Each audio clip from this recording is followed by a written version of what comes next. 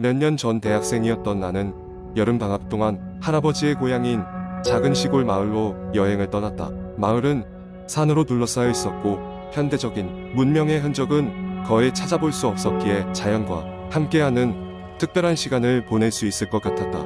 처음 도착했을 때 마을 사람들은 나를 반갑게 맞이해 주었고 나는 곧 그들과 어울리며 마을의 생활에 익숙해졌다. 마을은 작고 조용하며 목가적인 분위기를 풍겼지만 밤이 되면 조금 다른 느낌을 받기 시작했다. 어느 날 밤 할아버지의 옛집에서 잠을 청하려고 하는데 바깥에서 이상한 소리가 나는 것을 들었다. 처음에는 바람 소리겠거니 했지만 점점 더 또렷하게 들리는 것은 마치 누군가 울고 있는 소리 같았다. 호기심은 두려움을 이기지 못해 나는 조심스럽게 집 바깥으로 나갔다. 집 앞에는 낯선 여자가 서 있었다. 긴 머리를 늘어뜨린 모습에 흰 옷을 입고 있었다. 그녀는 나를 보더니 갑자기 사라졌다. 나는 깜짝 놀라 아무 말도 하지 못하고 그 자리에 서 있었다. 다음 날 마을 사람들에게 이 이야기를 했더니 그들은 모두 조용해졌고 어르신 한 분이 나를 따로 불렀다. 그분은 이 마을에 전해 내려오는 이야기를 들려주었다. 오래전 이 마을에는 한 여인이 살았는데 그녀는 마을에서 외면당하고 홀로 외롭게 지내다가 결국에는 스스로 목숨을 끊었다고 했다. 그 후로 그녀의 영혼이 마을을 떠돌며 여행자나 외지인들에게 자신의 존재를 드러낸다고 했다. 그 이야기를 듣고 나니 어제 본 여인이 그 여인의 영혼이라는 생각에 오싹함을 느꼈다. 그날 이후 나는 조심스럽게 밤의 외출을 자제했다. 몇 주 뒤 나는 마을을 떠나기 전날 밤 마지막으로 한 번 더 할아버지의 집 주변을 돌아보기로 했다. 달빛은 밝았고 모든 것이 평화로워 보였다. 하지만 집 뒤편에 다다르자 다시 그 여인이 나타났다. 이번에는 나에게 환하게 웃고 있었다. 두려움은 느꼈지만 왠지 모르게 그녀의 미소는 슬퍼 보였다. 그날 밤 이후 여인은 다시 나타나지 않았다. 마을 사람들은 내가 떠난 이후로도 더 이상 그 여인의 모습을 보지 못했다고 했다. 그 여인은 나에게 무언가를 전하려 했던 걸까? 아니면 자신을 알아봐 준 것에 고마워했던 걸까? 정확한 이유는 알 수 없었다. 그 여름 이후로 나는 가끔씩 그 마을 그리고 여인의 미소를 떠올린다.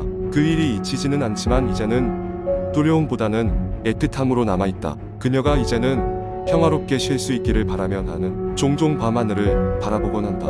두 번째 이야기. 한국 인터넷 커뮤니티에서는 각종 공포썰이 자주 공유되곤 합니다.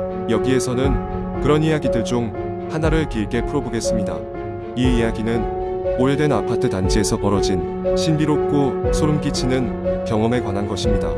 서울의 외곽지역 한적한 곳에 위치한 오래된 아파트 단지에는 한 가족이 이사를 온다. 부모님과 중학생 딸, 이렇게 세 식구는 새로 이사온 집에서 행복한 새 출발을 꿈꾸고 있었다. 하지만 아파트에 입주한 첫날 밤부터 이상한 일이 생기기 시작한다. 딸아이는 자정 무렵 이상한 소리에 잠에서 깬다. 무언가가 벽을 긁는 듯한 소리였다. 처음에는 바람 소리거나 오래된 건물에서 나는 소리라 생각하고 무시하려 했지만 그 소리는 매일 밤 같은 시간에 점점 더 크게 들려왔다. 무언가가 끝없는 어둠 속에서 벽을 두드리고 있는 것처럼 느껴졌다. 그러던 어느 날 딸아이는 이상한 꿈을 꾸었다. 꿈속에서 그녀는 낯선 여자의 실루엣을 보았고 그 여자는 계속해서 무언가를 말하려는 듯 손짓으로 벽을 가리켰다. 깨어난 후에도 그 꿈이 머릿속에서 떠나지 않았다. 딸아이는 낮에도 점점 신경이 날카로워졌고 매일 밤 반복되는 소리와 꿈 때문에 불안에 시달렸다. 하루는 학교에서 돌아온 딸아이가 집에서 혼자 시간을 보내고 있었다. 그녀는 거실에 앉아 숙제를 하고 있었는데 갑자기 방의 온도가 뚝 떨어지는 것을 느꼈다. 그리고 그 순간 거실의 불이 깜빡거리기 시작했다. 마치 누군가가 전등 스위치를 반복해서 켜고 끄는 것처럼 딸아이는 겁에 질려 부모님에게 전화를 걸었지만 통화는 연결되지 않았다. 분명히 전파가 잘 잡히는 공간이었음에도 불구하고 전화기는 계속 연결이 불가능합니다. 라는 메시지만 반복했다. 결국 딸아이는 공포에 질린 상태로 대문 근처에서 부모님이 돌아오시길 기다리기로 했다. 부모님이 돌아왔을 때 딸아이는 당장 이 집을 떠나고 싶다고 말했다. 처음에는 그녀의 표정과 목소리를 보고 걱정했던 부모님도 그날 밤 같은 벽 긁는 소리를 듣고 나서는 문제의 심각성을 깨닫기 시작했다. 그들은 다음날 아침 이웃들에게 조심스럽게 물어보기로 했다. 다음날 아버지는 옆집 아주머니와 우연히 엘리베이터에서 만났다. 그는 예의를 갖추며 그동안 아파트 생활이 어땠는지, 특별한 문제가 없었는지 물었다. 그러자 아주머니는 잠시 주저하다가 조용히 말을 꺼냈다. 사실 당신이 사는 아파트에서 예전에 일어난 사고 때문에 몇몇 가구가 이사를 갔어요. 그 집에서 살던 여자가 몇 년 전에 실종됐고 아직도 그녀가 어떻게 되었는지 아는 사람이 아무도 없거든요. 그 사건 이후로 그 집에서 이상한 일이 자주 생긴다고 모두 말해요. 아버지는 말을 잇지 못하고 머릿속이 복잡해졌다. 그날 밤 가족들은 아파트를 떠나기로 결심한다. 그리고 이사날이 점점 다가오자 그 밤들도 이상하게 조용해지기 시작했다. 마치 무언가 그들이 떠나길 기다리고 있는 듯한 느낌이었다. 이사를 하던 나의 이삿짐 트럭이 아파트를 떠날 때 딸아이는 마지막으로 창문을 바라보았다. 창문 너머로 어둡고 알 수 없는 형체가 그들을 조용히 지켜보고 있는 것 같았다. 그 후 그 가족은 다시는 그 아파트로 돌아가지 않았다. 회사가 다른 지역으로 배정되어 새로운 동네로 이사하게 된 그들은 이상한 소리도 기묘한 꿈도 없이 조용한 생활을 즐길 수 있게 되었다. 하지만 가끔씩 그 아파트에서의 기억은 오싹한 공포로 남아 그들의 머릿속을 스쳐 지나가곤 했다. 그 집에 살았던 여자는 지금도 그곳에서 헤매고 있는 걸까? 그녀는 그들에게 무언가를 말하려 했던 걸까? 그 가족은 그 후로도 가끔씩 그런 생각에 빠지지만 누구도 그 답을 알지 못했다.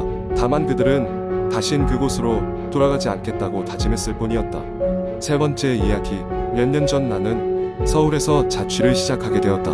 학교를 졸업한 후 첫 직장을 잡았고 회사에서는 내가 출퇴근하기 편리한 곳에 집을 얻어주었다. 그렇게 나는 서울 매각의 한 조용한 동네에 위치한 오피스텔에서 생활을 시작했다. 처음 이사를 갔을 때만 해도 낯설기도 했고 혼자 간 게 처음이라 설레고 무서운 마음이 공존했다.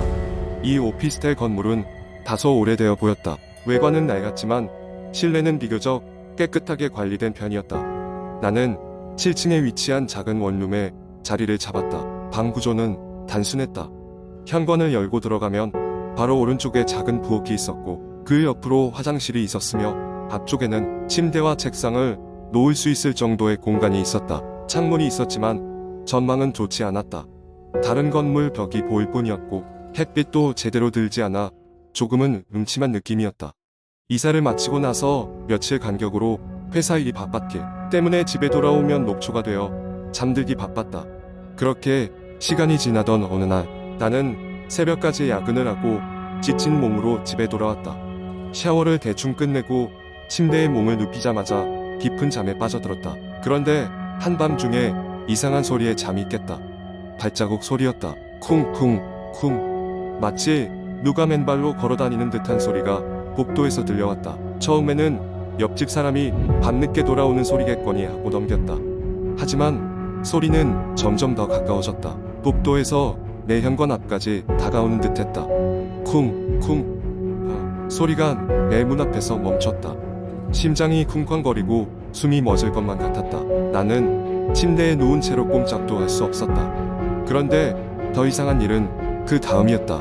아주 작은 속삭임이 문 너머에서 들려온 것이다. 문 밖의 존재가 무언가를 중얼거리고 있는 듯했다. 심장은 터질 듯이 뛰었고 나는 움찔하며 침대에서 일어났다. 가만히 귀를 기울였지만 무슨 말을 하는지 알아듣기 어려웠다. 목소리는 몹시도 낮고 희미했기 때문이다. 그 후로 매일 밤 같은 시간이 되면 그 소리는 어김없이 들려왔다. 발자국 소리와 속삭임. 나는 점점 잠을 이루지 못해 피로가 쌓였고 회사에서도 무기력해졌다. 결국 나는 건물 관리인에게 이 사실을 이야기하게 되었다. 그러나 관리인은 이상한 표정으로 나를 바라보며 말했다. 여기 7층엔 원래 세대가 없어요. 6층까지밖에 없는데요. 황당한 마음에 나는 직접 건물 구조를 다시 살펴보았다. 계단을 올라봤더니 정말로 7층은 없었다. 내가 살던 공간은 6층과 8층 사이에 존재하지 않는 층, 그러니까 업승의 공간인 셈이었다. 그제서야 깨달았다. 나에게 집을 소개해줬던 부동산 중개인도 이사를 도와줬던 사람들도 모두 내가 어디에 사는지 제대로 알지 못했던 것이다. 그날 밤 다시 문 밖에서 발자국 소리와 속삭임이 들려왔다. 나는 더 이상 참을 수가 없었다. 용기를 내어 문을 확 열어젖혔다. 하지만 복도는 텅 비어 있었다. 그러나 저 멀리 북두 끝쪽의 어둠 속에서 한 여인의 실루엣이 보였다. 그녀는 흰 옷을 입고 있었으며 긴 머리카락이 얼굴을 가리고 있었다. 나는 동작 하나 없이 그 여인을 응시했다. 여인은 나를 똑바로 바라보고 있었다. 그 순간 짙은 공포가 온몸에 퍼졌다. 몸이 떨리기 시작했고 비명을 지를 틈도 없었다. 그러자 그녀는 천천히 뒤돌아 복도를 걸어 사라졌다. 이후 나는 집을 떠나 한동안 친구 집에서 지내며 안정을 찾으려 했다. 그리고 그날 이후 다시는 그 오피스텔을 찾지 않았다. 얼마 후 인터넷에서 그 오피스텔에 관한 기사를 보게 되었다. 과거 그곳에서 발생했던 한 사건이었다.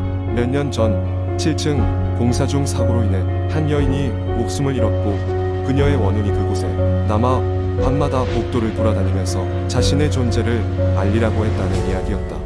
내가 겪었던 그 공포는 어쩌면 그 여인의 외침이었을지도 모른다. 이후로 나는 절대로 엘리베이터의 닫힌 버튼을 쉽게 누르지 않게 되었다. 누가 타고 싶어하는 존재가 있을지도 모른다는 생각에